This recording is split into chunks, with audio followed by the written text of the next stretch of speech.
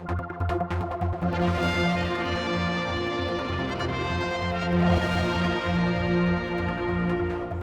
with me is Dr. Allison, and he's been here doing his year review, which is a separate thing which is going out later. But the main thing I want to talk to you about, and this is, I think, new news for some time, your assisted dying private members bill is finally reaching fruition, right?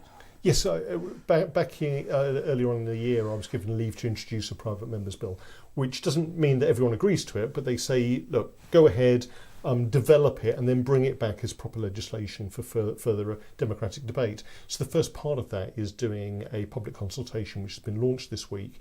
And what that does is look at the policies behind assisted dying, explains what assisted dying is, and then tries to see what people feel about it and whether they're in favour or against.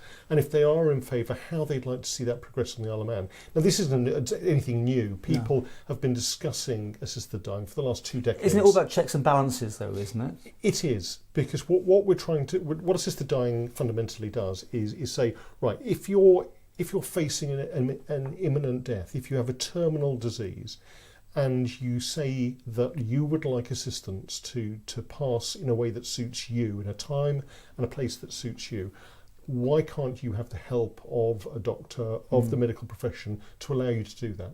Why can't you have that choice? Why would you have to either endure suffering and pain, or take things into your own hands? We know people on the Isle of Man end up going over to Switzerland, to Dignitas. Do they from the Isle of Man? Yeah, they do actually. They do. Oh, well. But again, they sometimes go on their own because they don't want to involve their family. Because assisting somebody to take their own life is still a criminal offence. Yes, there have been reforms. Yes, very few people get arrested for it now, but it used to happen in the past. We also know that some people do suicide. And you know, they will do that on their own without any support, without anyone around them. We know that happens on the island, and I think that's incredibly sad.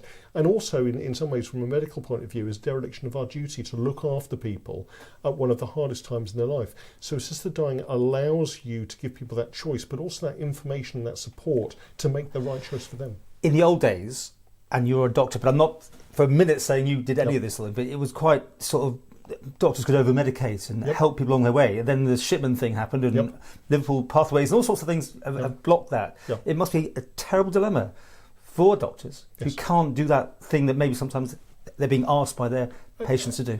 Absolutely. I mean, the way the law is at the moment, I've been asked by people, for instance, I had a patient in Ramsey who's since died, but she wanted to go to Switzerland. And there were some forms from Dignitas that she said, can you fill these out? I was her GP. And the answer was no. I'm not even allowed to fill those forms out because that would be seen to be aiding and abetting her. And that could get me struck off from the General Medical Council. So I had to apologise and explain that to her. You know, I think palliative care has come a huge way. Hospice on the Isle of Man do an amazing job.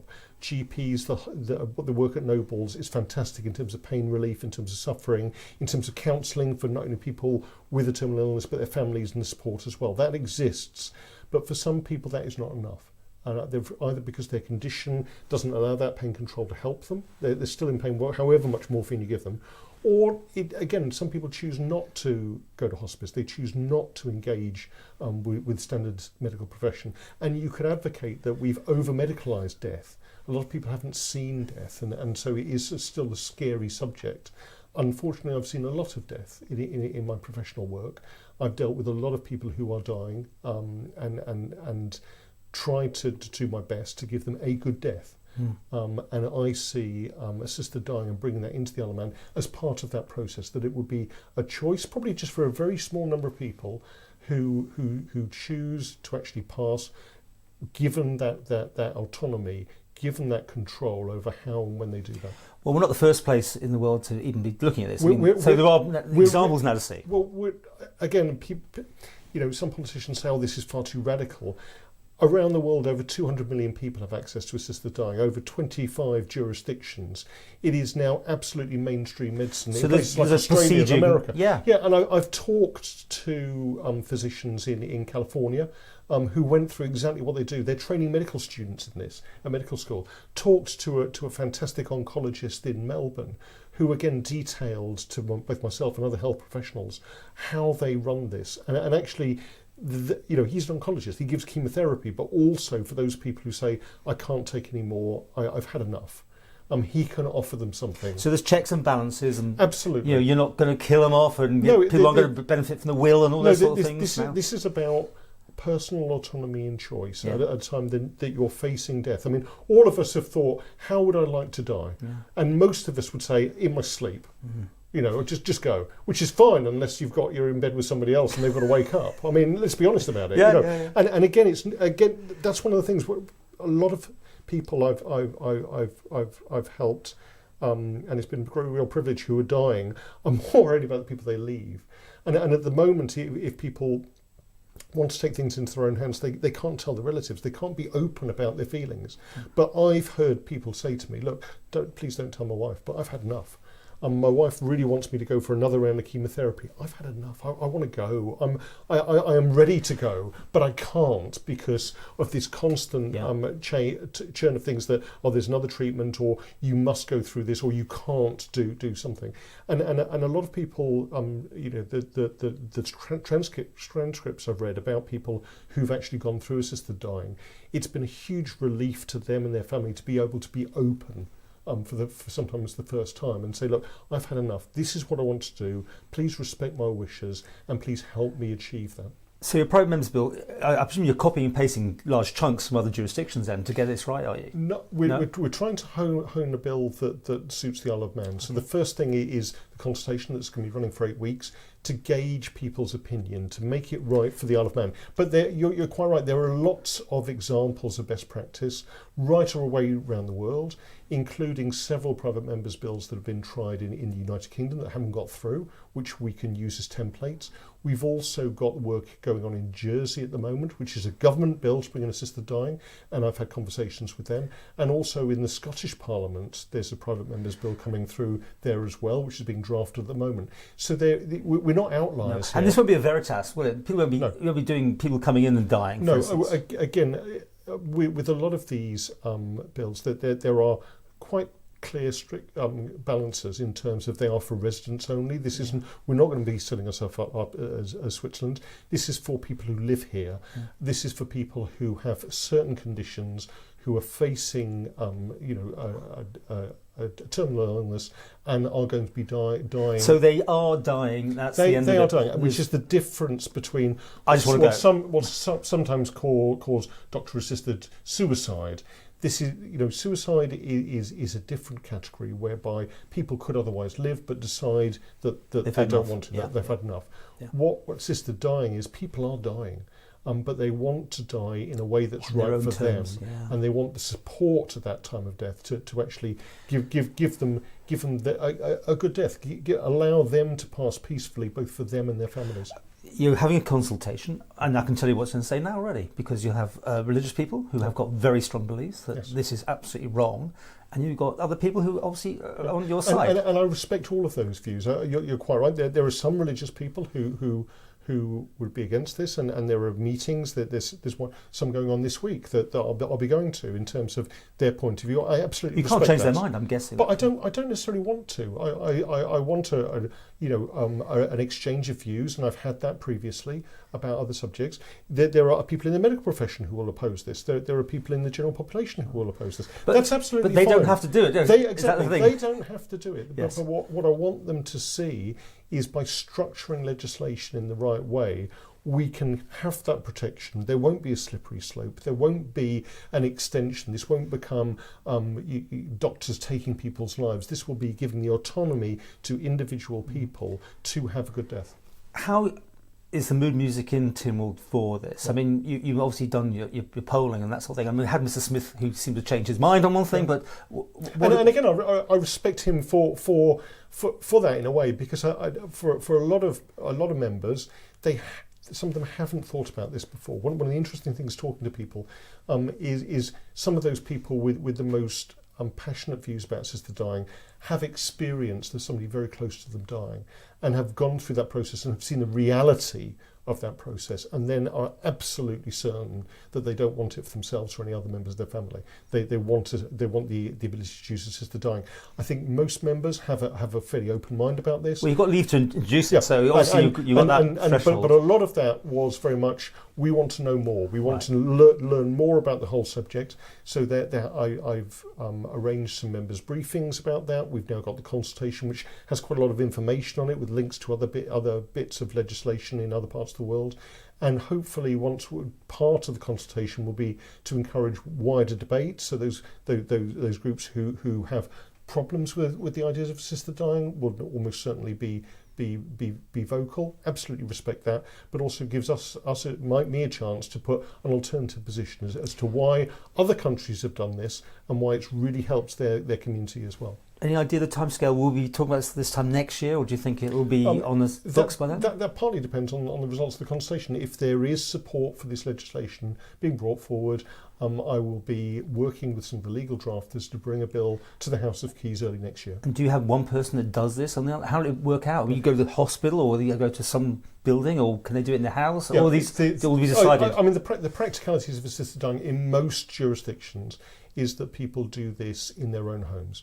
So there are conscientious objector provisions in that. So doctors, other healthcare workers who don't want to be part of the process, absolutely fine.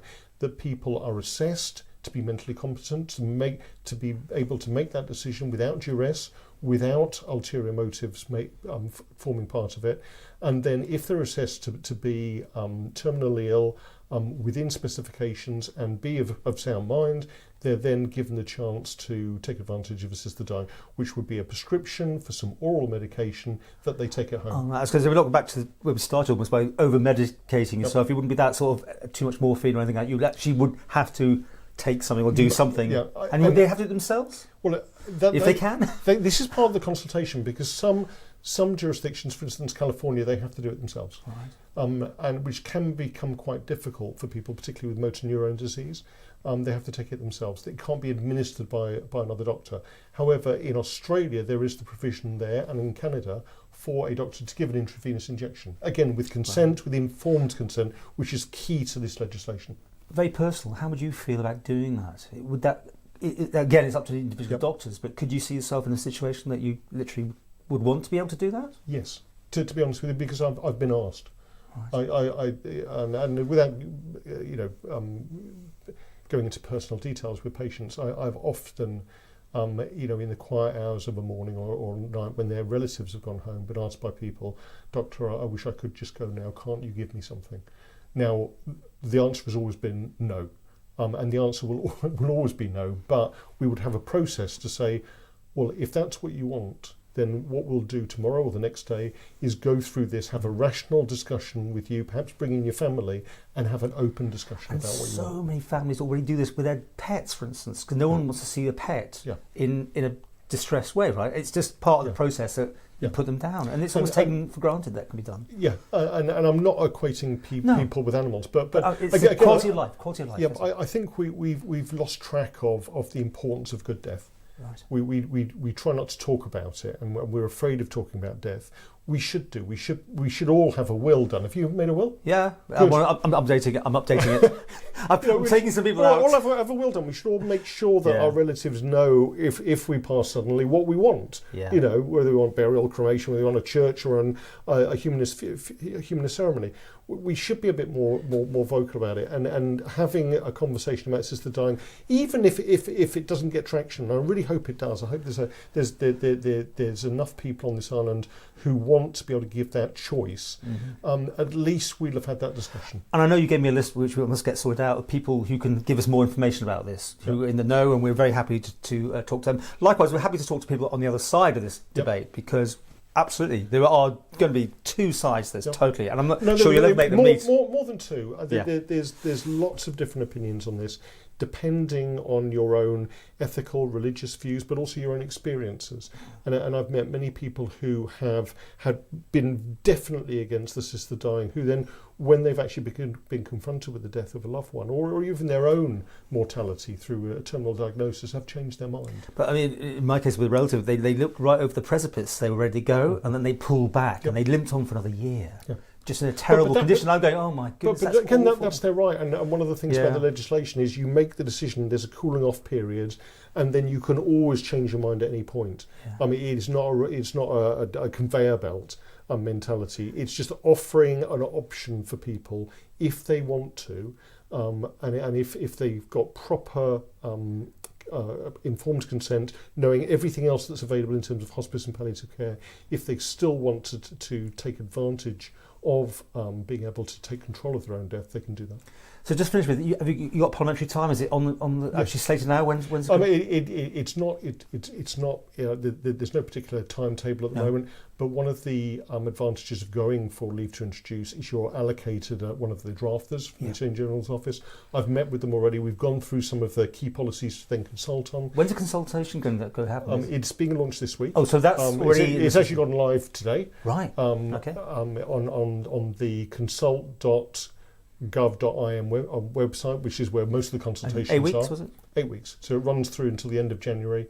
Hopefully we'll have plenty of time for people to take part in the online consultation. If people want to write letters in, they can do that to the Assisted Dying Consultation in the Clerk Tynwald's office.